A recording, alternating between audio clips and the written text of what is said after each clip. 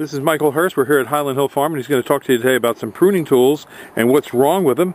We do a lot of pruning. As you can see, we have a lot of trees down that we've cut down, and we go through the yards and through the nursery all the time and are pruning often. Now, we don't sell pruners, so it's not like we're going to tell you buy our pruners. We're just going to tell you why you want to make sure you have a good set of pruners. Here you go. Okay, well, here's 3 sets of pruners that we have, and all of which I would not recommend using. But there's 2 basic kinds that we have. There's the side-by-sides and the anvils. And what side-by-side means is it just slides sideways, like they slide back and forth.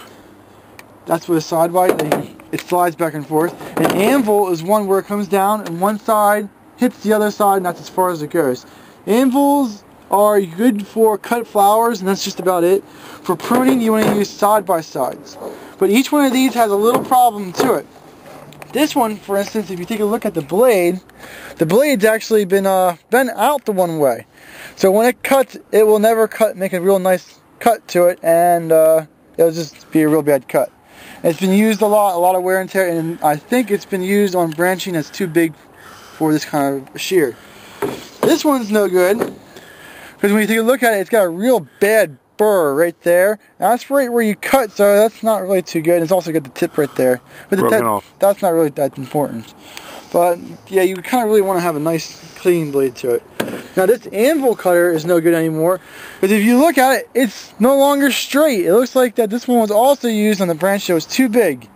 And the anvil cutter should be in the center of this part here, but it looks like that this part, so it's off center now, is bent out. Yeah, so this, and this, you just wouldn't use this. This is, of all the 3, which is the worst one to use right now because of its condition? It depends on what you're trying to do, but if you're going to do pruning of larger branching, this would be the worst one, just because it's not the right kind of pruners. Okay, thank you very much, Mike.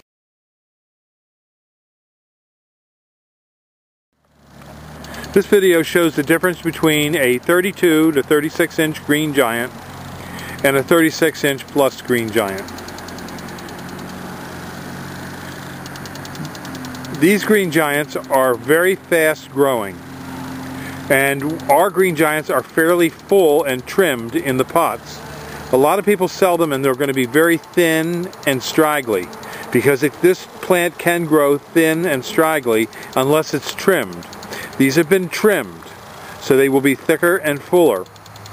The 32 to 36 inch Green Giant is in this one's in a number 5 squat pot.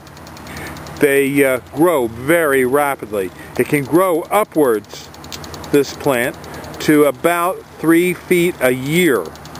They are planted 6 to 8 feet apart in rows, and the best way to water these is with our drip irrigation. Now, this is a overhead sprinkler. We're sprinkling them here today because it's easier for us to tend this particular group with the overhead sprinkler. But for most people, they want to use the drip irrigation, not a soaker hose and not a spray irrigation. This plant has nice deep green color. It is also deer resistant and offers some resistance to bagworms. So the plant is a very hardy plant. And if you were to take this plant and bend it right to the ground, like that, it'll spring right back. So it has great snow load resistance. Now, as you can see, this one branch here, that would be a branch I would trim back a little bit so that you don't end up with a double leader on the plant. But these plants grow fast and